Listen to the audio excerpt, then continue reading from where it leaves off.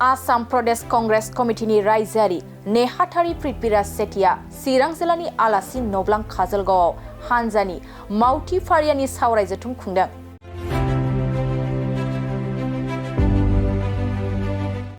Siddeley विधानसभा बियाबनि उफ्रा बिसायख'थिखौ लानानै रायजो कांग्रेसनि दैदेनगिरिया मोनसे गोनां सावरायमेल खुंदों। नंगौ, चिरां जिल्लानि काजलगावआव थानाय बड'लेण्ड गेस्ट हाउसआव मोनसे गोनांथार सावराय जथुम मेल खुंदों। बे हाबाफारियावनो गर्जन मोसाहारिया बाहागो लानानै खौरांनि गेजेरजों मोनफ्रोमबो खेलायावनो जेननाय देरहानाया थाखायो। देरहाब्लाबो जेनब्लाबो जों हारसिङैनो गेलेगोन। लोकसभा बिसायख'थियाव आं जेसेबां भट मोननो हादोंमोन बेबाराव बेनि बांसिन भट मोनगोन होनना खौरांगिरिनि गेजेरजों फोरमायो। बेनि अनगायैबो गर्जन मोसाहारिया खौरांगिरिनि गेजेरजों मा फोरमायखो फै जोंहा बुङै मिथिना लानि। আমার প্রস্তুতি আগৰ পৰাই আছে। আজি আমাৰ দিল্লীৰ AICCৰ সাধাৰণ সম্পাদক তথা আসাম প্ৰদেশ কংগ্ৰেছ কমিটিৰ কো-ইনচাৰ্জেণ্ট পৃথ্বীৰাজ সেঠি ডাঙৰীয়া ইয়াত উপস্থিত।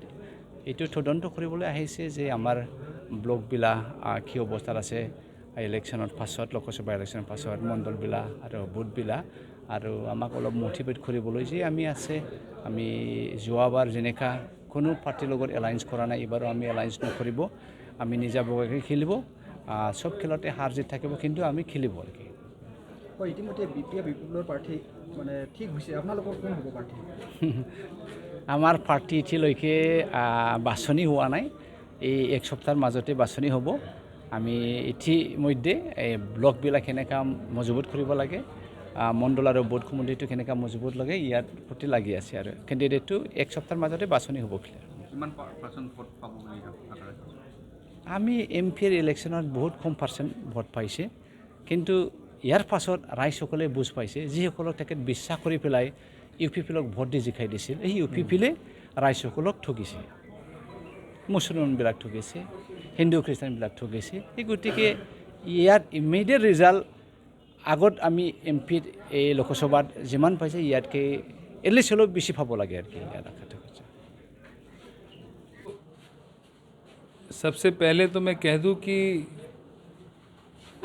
कोकराझार और चिरांग डिस्ट्रिक्ट और जो BTR टोटल रीजन है, इसमें 12 साल कि 15 साल आखिर भाई ज़्यादा साल पहले बार हम लोग कैंडिडेट देने जा रहे हैं। तो कैंडिडेट कौन होगा ये तो बाद में तय होगा। अभी जो हमारा ये मीटिंग था, ये संगठन के बारे में चर्चा हुई। हमारे सारे जो मंडल अध्यक्ष है, ब्लॉक अध्यक्ष है, बाकी हमारी महिला अध्यक्ष है, यूथ अध्यक्ष, इन सब जो हमारे फ्रंटल्स के अध्यक्ष है, इनके साथ बातचीत हमारी आज हमने रखी थी। संगठन क्या है, कैसे करना है, आगे कैसे बढ़ना है, सबसे सलाह मशवरा लेकर आगे चलने का हमारा इरादा है। कैंडिडेट तो सही समय आने पे पता चल ही जाएगा। हाँ जी, जीतने का कितना उम्मीद है? पूरी उम्मीद है। जीतने की उम्मीद नहीं हो तो कोशिश क्यों करेंगे? उम्मीद पे दुनिया कायम है मेरे दोस्त, उम्मीद तो है। देखो, UPPL कोकराझार और ये सारा जो यहाँ का इलाका है, यहाँ पर मैं आपको एक बात बताना चाहता हूँ कि जिस तरीके की राजनीति देश में, असम में और आपके कोकराझार इलाके में चल रही है, BTR इलाके में, तो मुझे नहीं समझता मुझे नहीं लगता कि ये ज़्यादा दिन चलेगी। और UPPL का अभी यहाँ पर आपके यहाँ सरकार है, लेकिन अभी जो मैं लोगों के साथ बात कर रहा हूँ, काफ़ी बार मैं यहाँ घूमते भी रहता हूँ, लोग बहुत नाराज़ हैं। जिस उम्मीद से, जिस अपेक्षा से लोगों ने UPPL को यहाँ पर सरकार में बिठाया था, उसके ऊपर वो खरी नहीं उतर पाई है। लोग बहुत नाराज़ है। ऊपर से स्टेट में आपके जिस प्रकार से हेमंत बिस्वा शर्मा जी की सरकार काम कर रही है, वो भी उससे भी बहुत नाराज़गी है। महंगाई चरम पर है, रोज़गार लोगों को नहीं मिल रहे, बेरोज़गारी बहुत है, ऊपर से जाति धर्म के नाम पर लोगों को बांटा जा रहा है। विकास चिराग लेकर भी अगर ढूंढोगे तो दिख नहीं रहा है। कल जिस प्रकार का विकास आसाम में हुआ, गुवाहाटी में आप सब लोगों ने देखा ही। 2 घंटे की बारिश में पूरी गुवाहाटी थम गई थी। 5-5 घंटे लोगों को सड़क पर गाड़ी लगाकर बारिश में रुकना पड़ा। इस प्रकार का विकास आपके आसाम में हो रहा है। तो मैं समझता हूँ कि आसाम की जनता कोकराझार की जनता हो, चिरांग की लोग हो, सभी लोगों को ये समझ में आया है कि ये केवल भेला फुसला कर जाति धर्म की बात कर कर राजनीति कर कर सत्ता में वापस नहीं आएंगे। और अभी इस बार आपको दिखेगा, लोकसभा के वक्त भी कांग्रेस का परसेंटेज जिस प्रकार से बढ़ा है, इसमें आपको समझ में आया होगा। अब अपर असम में भी जिस प्रकार से गौरव गोगोई जी की जीत हुई है, ये भी एक सिंबॉलिक है, एक संकेत दे रहा है किस चीज़ का कि आगे क्या होने वाला है। आपके मुख्यमंत्री और उनके सारे जो चेले हैं वो चाहे कुछ भी बोले कि कांग्रेस इसकी पार्टी है, उसकी पार्टी है, कांग्रेस किसकी पार्टी है, ये लोगों के दिल में है। लोगों को पता है कांग्रेस क्या है और कांग्रेस किसकी पार्टी है। कांग्रेस इस देश के गरीब की, किसान की, मजदूर की, जिसके ऊपर अन्याय हो रहा है, उसकी पार्टी कांग्रेस है, उसकी आवाज़ कांग्रेस और राहुल गांधी है। तो ये दिखा देंगी जनता आने वाले चुनाव में। धन्यवाद। চাওক, অসমত 5টা বিধানসভা সমষ্টিত উপনিৰ্বাচন হ'ব আৰু সেই উপনিৰ্বাচনৰ 5টাৰ ভিতৰত চিৰাং জিলাৰ চিডলি বিধানসভা সমষ্টিতো হ'ব। ডেলিমিটেশ্যন কৰি নতুন কৰিছে, সীমাবোৰ পৰিৱৰ্তন হৈছে, কিন্তু এই বাই ইলেকশ্যন পুৰণা হিচাপ মতেই হ'ব। আমি তাৰ কাৰণে অসম প্ৰদেশ কংগ্ৰেছ কমিটিয়ে নিখিল ভাৰত কংগ্ৰেছ কমিটিৰ পৰামৰ্শ লৈ আমি কাম কৰি আছোঁ।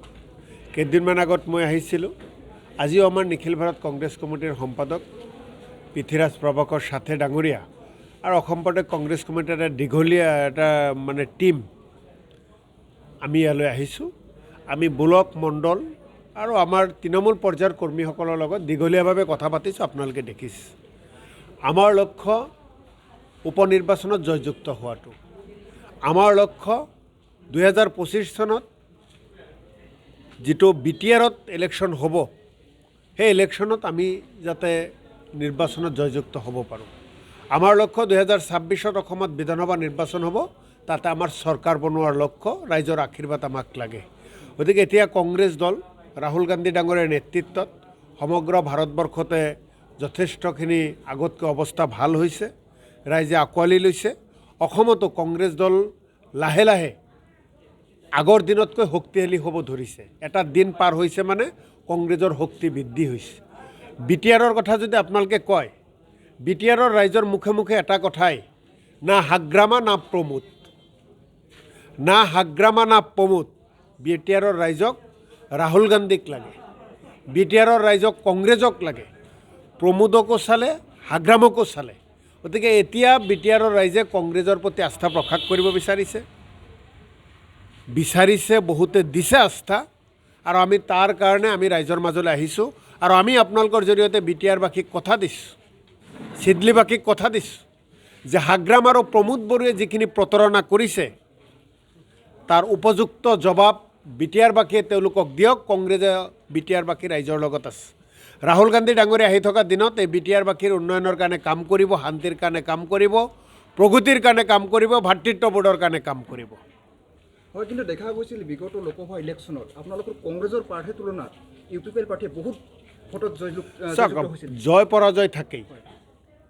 তাৰ অৰ্থ এইটো নহয় যে এটা নিৰ্বাচনত আমি পাৰ হৈ যোৱা নিৰ্বাচনত হাৰিছোঁ মানে আহি থকা সকলো নিৰ্বাচনতে আমি হাৰি থাকিম।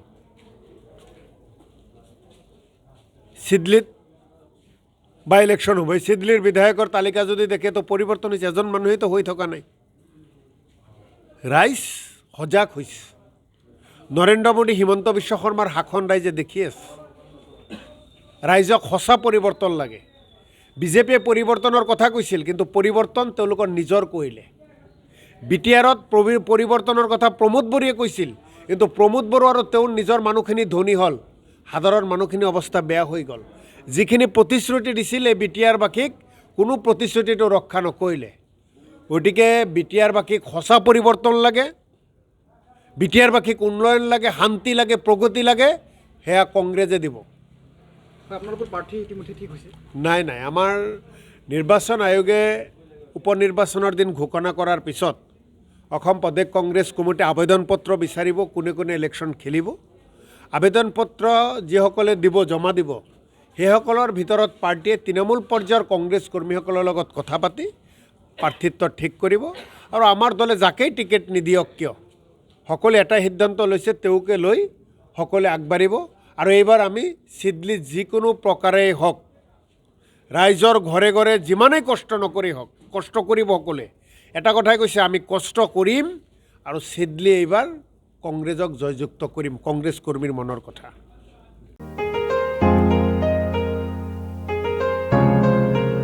मोनसे फोसावथाय नोंथांमोननि थाखाय मोनसे गोजोनथाव खौरां लानानै फैदों अदालगुरि जिल्लानि सिङाव थानाय डिमाकुसि बरंगाजुलिनि पिपल हलियाव लानानै फैदों नोंथांमोननो लेब्रा मुंनि गंसे गोदान रिजर्ट नोंथांमोना बे लेब्रा मुंनि गंसे गोदान रिजर्टखौ तामुलपुर रडनिफ्राय फैब्ला सुख्लाय ब्रिजनि आगदा आरो अदालगुरि रडनिफ्राय फैब्ला सुख्लाय ब्रिजनि सिगाङाव आगसिथिंजाय मोननो हागोन लेब्रा मुंनि गंसे गोदान रिजर्टआ नोंथांमोननो गोसोबायदि सुबिदा खालामनानै होनाय जादों नोंथांमोना बे लेब्रा रिजर्टआव बर'नि गासै जाग्रा जामुंखौनो मोननो हानायजों लोगोसे बेवहाय नोंथांनि सुबिदा बायदि अर्डार खालामनानै जानो हागोन जुदि नोंथांमोना तामुलपुरनिफ्राय अदालगुरिसिम थांनाय समाव ओंखामजों लोगोसे बायदिसिना जालांनो गोसो दंब्ला नैबे 8638879656 जानबुं नम्बराव कल खालामनानै सिगांग्रो अर्डार खालामहरनो हागोन